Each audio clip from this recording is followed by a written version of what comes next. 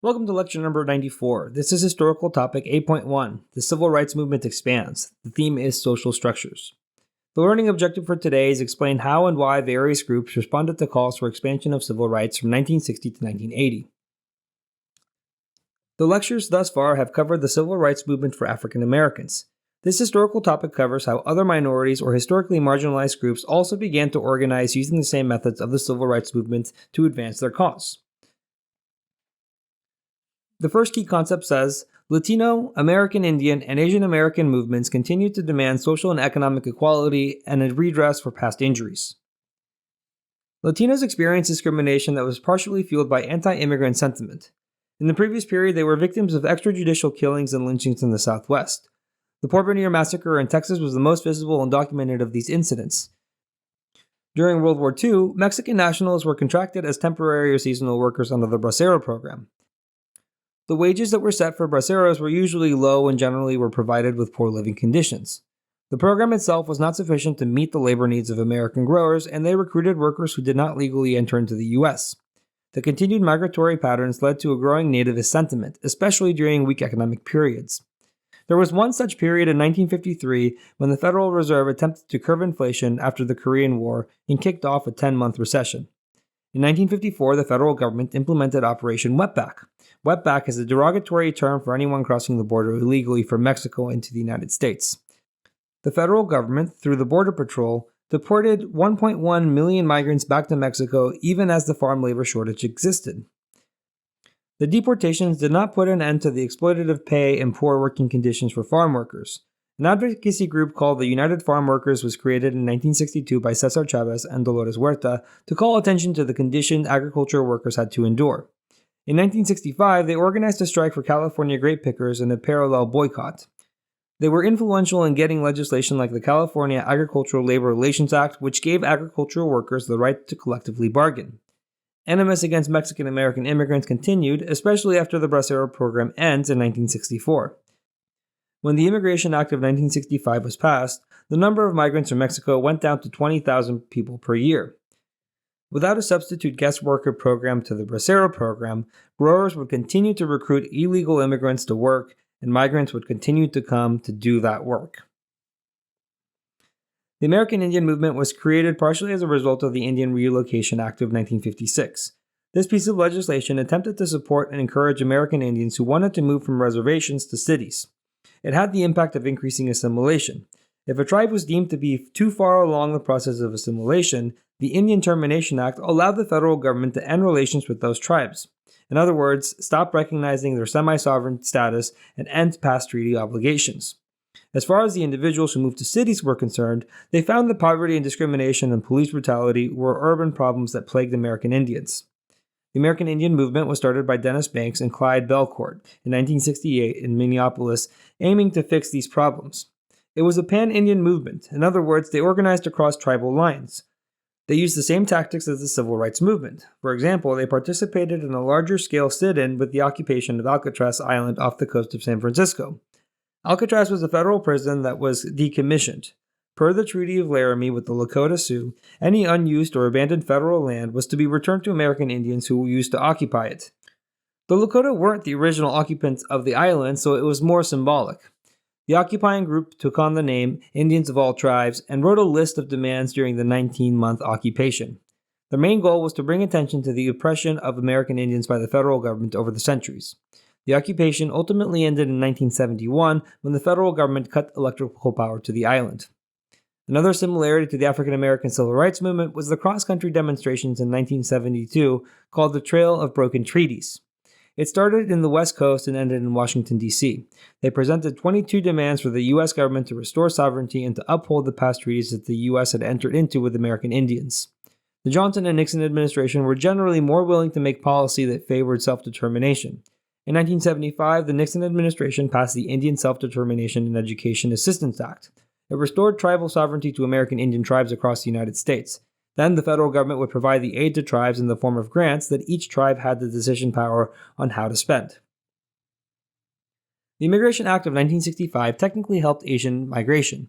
The Chinese Exclusion Act had been symbolically repealed earlier in the 1940s as a response to China's aid in fighting Japan in World War II.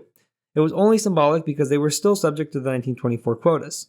The base year for the quota was 1890, and the only Chinese migrants that came that year were the few exceptional cases that were not affected by the Exclusion Act. With the passing of the Immigration Act of 1965, Chinese and other Asian migrants got at least 20,000 migrants every year. Given the requirements that migrants needed to meet in order to be able to come to the United States, those who migrated tended to have higher levels of education or were generally wealthier. This created the model minority myth as the stereotype ascribed to Asian immigrants. It's the perception that Asian immigrants were somehow inherently smarter and more successful than other migrants. However, this was just a result of the system that they had to go through to get to the United States. Second-generation migrants often followed similar trajectories as their first-generation parents, and it propagated the stereotype. Despite this growing stereotype, Asian Americans still experienced racism, discrimination, and disparaging representation in media. The Asian American movement began in 1968 to combat these issues. They stressed pan-Asian solidarity in response. They even challenged the model minority myth because it portrayed Asian Americans to be monolithic and ignored the issues that they faced. Like other groups, Asian Americans benefited from the successes of the Civil Rights Movement. The Civil Rights Act of 1964 promised protection against discrimination based on race and national origin, therefore including migrants from various parts of the world. The second to last key concept covers the activism of the LGBT community. It says gay and lesbian activists mobilized behind claims for legal, economic, and social equality. The gay and lesbian movement began in 1969 as a result of a police raid on the Stonewall Inn. The Stonewall Inn was a bar/dance club that was frequented by gay and lesbian women in New York City. Police would often raid gay establishments since there were laws that criminalized homosexual activity. Sometimes cops were paid off by the establishments to look the other way. One summer day in 1969, police raided the Stonewall Inn on the basis that it didn't have a liquor license. Police started arresting the patrons of the club who were mostly gay or lesbian. This escalated into riots across Greenwich Village in New York City, where the Stonewall Inn is located. Gay and lesbian people were fed up at being harassed for their sexual preference, and this erupted into a larger gay and lesbian movement called the Pride Movement. They wanted to be able to be publicly out, to stop hiding a large part of their identity. Every year, on the anniversary of the Stonewall riots, there are pride parades all over the world, and while they may look like celebrations now, they were originally trying to destigmatize homosexuality in the United States, since up to 1974, it was still classified as a mental disorder. There's also another important connection between the gay and lesbian movement of the 1960s and 70s and the civil rights movement. That is, the intersectionality of members of both groups. Black men and women who were also gay or lesbian were familiar with discrimination against them on the basis of race and sexual preference. James Baldwin was an openly gay black man who had gained fame for his essays, novels, and plays. They explored themes of identity, race, and sexuality, and some of his most famous writings include Notes of a Native Son and The Fire Next Time. Audre Lorde was a black lesbian feminist who wrote poems, essays, and fiction, which explored similar themes as Baldwin. One of her most famous poems, Coal, uses the metaphor of coal to explore the struggles and triumphs of the black experience. It starts with the following lines. I am coal, black on the outside, deep down inside, I am still black. The final key concept says, feminists who participated in the counterculture of the 1960s rejected many of the social, economic, and political values of their parents' generation and advocated changes in sexual norms. This new feminist movement began with Betty Friedan's Feminine Mystique book published in 1963. It expressed the unhappiness women had over their domestic roles.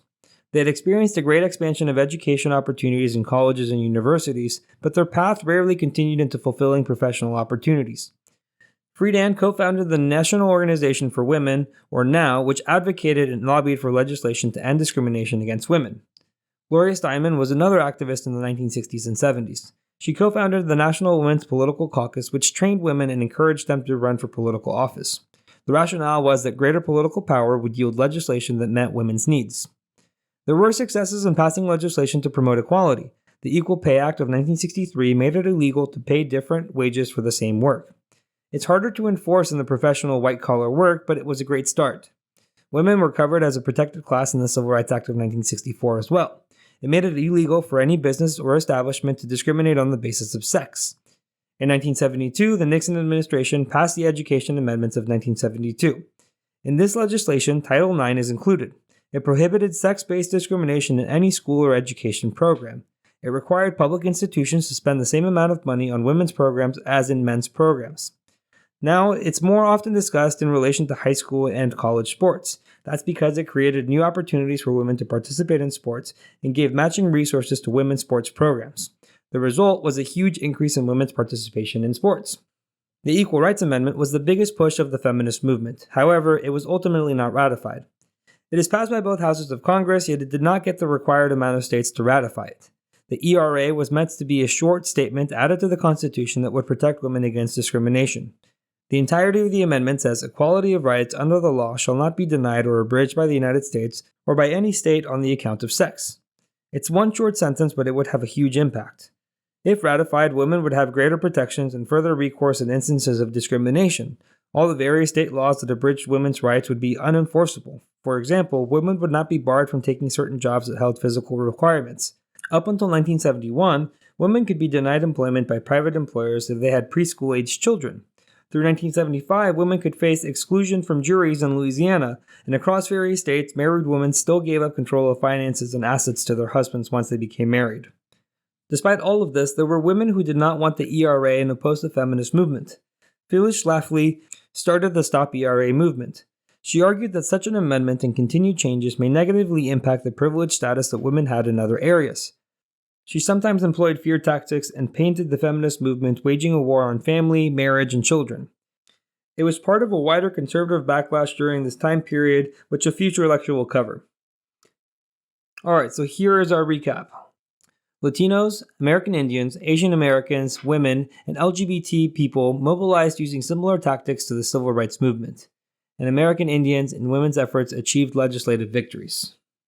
Thank you for watching. If you would like to watch the next lecture, you can click the video link on the screen. And if you're looking for more practice to help you on the AP exam, you can visit apushslides.com.